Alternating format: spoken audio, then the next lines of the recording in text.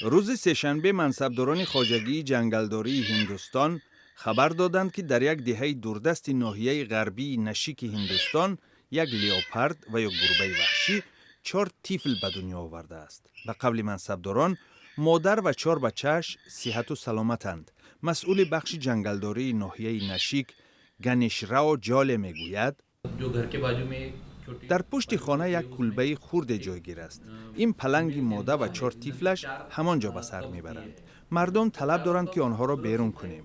ما حالا نمیتوانیم این طفل‌های نوزاد را به قفس اندازیم. عائله گربه وحشی عادتاً بعد مدتی که بچه‌هایش به پا خستند در وقت مناسب به جای امن می‌کوچند. گربه‌های وحشی هندوستان با خطر نابودشوی مواجه می‌باشند. شمار زیادی گربه‌های وحشی را برای پوست و قسم‌های بدنشان غیر قانونی شکار می‌کنند. اما بعضاً ورود آدم به عالم وحوش باعث می‌شود که آنها در دهه‌های دوردست بالای آدمان، پرنده و چاروا حمله می‌کنند. در بسیاری حالت‌ها این گونه حمله‌ها با مرگ گربه‌های وحشی به پایان می‌رسند.